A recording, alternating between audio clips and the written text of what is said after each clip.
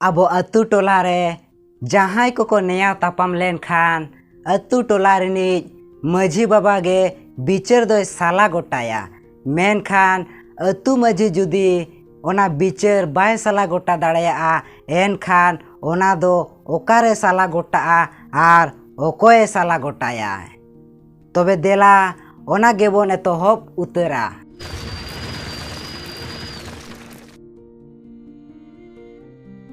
बुगी बड़िज से नेयाव तापाम अकान होड़ कोआ काथा को साला गोटा काते राय एमोगो रेया कमी दो दरबारा कना।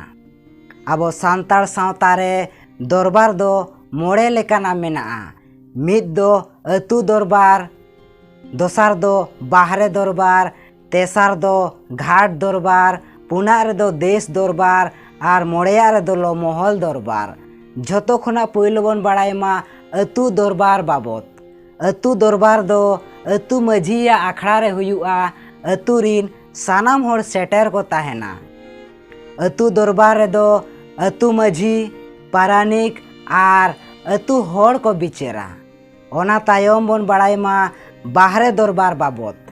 बाहरे दरबार दो मपजी दरबार होबो मेतागा। नोआ बिचार दो अतु बाहर रे हुयुआ जहाँ कथा को अतु मझी बाय साला गोटा दाड़ेया ओना दो बाहरे दरबार रे कोई दिया। मपजी दरबार रे दो पुरसी मझी भोदरान को आर पुरसी अतुरिन होड़ को बिचेरा।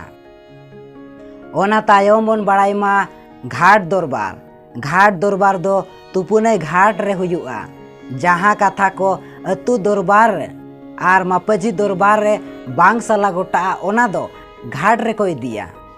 घाट रे दो घाट पारगना बिचेरा। गोड़ो रे को ताहेना पीड़ पारगना मझी को आर भद्रान को। ओना तायम बन बाड़ायमा देश दरबार जहाँ दो मुलुक दरबार होबो मेताआ।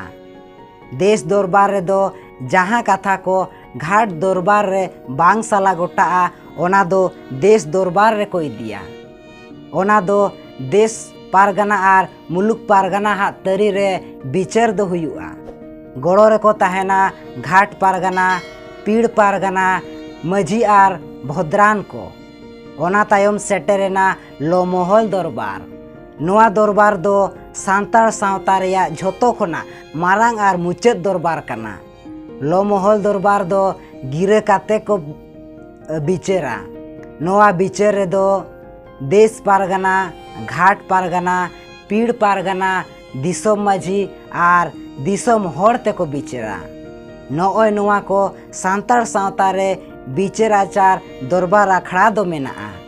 मेनखान नेतार आबो सावता रेन होड़ कोआ बांग दो टाका पुइसा गे जस्तीना आर बांग दो ओल पढ़ाव ते को बढ़ती केआ। ओनाते सानाम होड़ गे आबोआ नोआ निरोड़ सावता समाज बगियाते थाना से कोर्ट चलाव सनायत कोआ। मेनखान आपे पे बाड़ाया जे आबो समाज रेना बिचार दो कोर्ट रे दो बाको बिचेरा। आर जुदी जहां कोर्ट रे पे चला सनायत पिया उइहर ताहेन मा टाका पुइसा रोडोज काते आरहों को भेजा पेया आबोआ सांतार समाज तेगे। मेनखान चेदा बांग को बिचेरा कोर्ट रे ओना दो भारतीय संविधान मेन दो इंडियन कॉन्स्टिट्यूशंस पढ़ाव लेखान पे बाड़ाय नामा। आर जुदी नोआ वीडियो माध्यम ते बाड़ाय सनायत पिया एनखान लातार रे कमेंट काते पे लई ताबोना।